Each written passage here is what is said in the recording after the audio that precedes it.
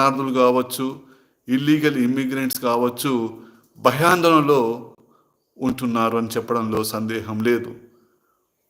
అయితే ఈ executive orders వల్ల దీన్ని ఏ రకంగా ఎదుర్కోవాలి అనే ఉద్దేశంతో అక్కడ పలు ప్రజాహిత సంస్థలు, ప్రజా సంఘాలు, అదే రకంగా ఇతర సంస్థలు దాన్ని ఛాలెంజ్ చేస్తూ లా సూట్స్ కూడా వేయడం జరిగింది. అమెరికా అంటేనే వలసల దేశం. ఇప్పుడు ఏదైతే మన అధ్యక్షుడిగా ట్రంప్ ఉన్నారో వారి తాత ముత్తాతలు కూడా ఒకప్పుడు యూరప్ నుంచి వలస వెళ్ళిన వారే. ఆ రకంగా వెళ్ళిన తర్వాత కూడా వారు ఇప్పుడు మేము బయట వ్యక్తులను రానివ్వము అంటే అది న్యాయ సూత్రాలకు కూడా వ్యతిరేకము. అయితే ట్రంప్ చెప్పినట్టు ఎవరైతే లీగల్గా ఎంటర్ అవుతారో వారికి ప్రాబ్లం లేదు, బట్ ఇల్లీగల్గా ఎంటర్ అయితే ఉన్నారో వారు కంపల్సరీగా వెళ్ళిపోవాలని చెప్పడం కూడా సరి అయినది కాదు.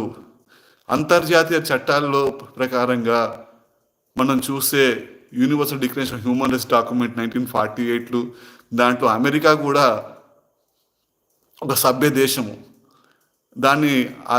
దాని ప్రకారంగా కూడా వలసదారులకు కూడా మినిమం ప్రిన్సిపల్స్ ఆఫ్ నోటీస్ ఇచ్చి డిపోర్ట్ చేయడం ఉంటుంది, కానీ ఏకపక్షంగా మేము పంపిస్తాము, మీ దేశాలకు పంపిస్తాము అని భయపెట్టడం సరి అనేటువంటి చర్య కాదు అని చాలామంది అభిప్రాయాన్ని వ్యక్తపరుస్తున్నారు. ఎందుకంటే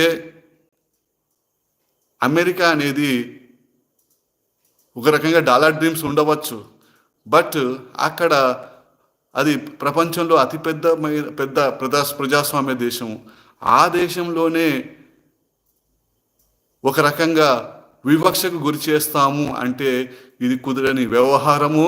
అదే రకంగా అక్కడ ఉన్న న్యాయస్థానాలు కూడా ఈ ఎగ్జిక్యూటివ్ ఆర్డర్స్ను ఏదైతే ట్రంప్ గారు ఇచ్చారో ఆర్డర్స్ను దాన్ని క్వాష్ చేసే అవకాశం కూడా ఉంది. ఇప్పటికే చాలా సూట్స్ అమెరికన్ కోర్ట్స్లో న్యాయస్థానాల్లో వాద్యాలు దాఖలు చేయడం జరిగింది.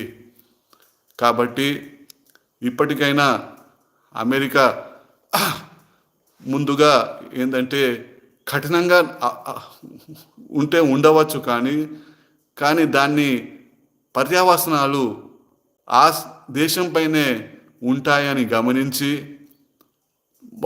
ప్రతి ఒక్కరికి కూడా బేసిక్ రైట్స్ అనేది ఏదైతే మనకు ఉన్నాయో వాటిని గౌరవిస్తూ ఆర్డర్స్ చేస్తే రెగ్యులేట్ చేస్తే బాగుంటుంది, కానీ ఏకపక్షంగా నిర్ణయాలతోని ప్రజలను ఇబ్బంది పెట్టడం సరి అయినటువంటిది కాదు అని ప్రపంచవ్యాప్తంగా మేధావులు తమ అభిప్రాయాన్ని వ్యక్తపరుస్తున్నారు. ఇది నిజం. ఎప్పుడైతే అమెరికా అతి పెద్ద ప్రజాస్వామ్య దేశం అని అనబడుతుందో ఆ దేశంలో ప్రపంచవ్యాప్తంగా అక్కడ వెళ్ళే అవకాశం ఉండాలి కూడా. చట్టపరంగా వారు చేయాలి, కానీ ఏకపక్ష నిర్ణయాలు చేస్తూ ప్రజలను అక్కడ ఉన్న శరణార్థులను ఇతరులను భయపెట్టడం సరైనటువంటిది పద్ధతి కాదు అని నేను కూడా భావిస్తున్నాను. అదే రకంగా డ్యూ ప్రాసెస్ ఆఫ్ లా అనేది అక్కడ అమెరికాలో ప్రారంభమైంది. ఆ ప్రకారంగానే వాళ్ళు చేయాలి. ఏదో సైనికులు వస్తారు, ఇమ్మిగ్రేషన్ ఆఫీషియల్స్ వస్తారు, అరెస్ట్ చేస్తారు, దేశానికి పంపిస్తారు అనేది చెప్పడం సరి అయినటువంటిది కాదు.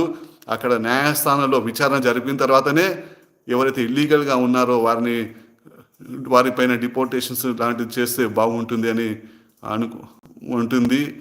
నేను అనుకుంటున్నాను. కాబట్టి తొందరపాటు చర్యలు తీసుకోకుండా అమెరికా యొక్క ప్రజాస్వామ్య విలువలను, రాజ్యాంగాన్ని కాపాడుకుంటూ ఈ యొక్క వాటిని అమలు చేయాలి అని కోరుకుంటున్నాను.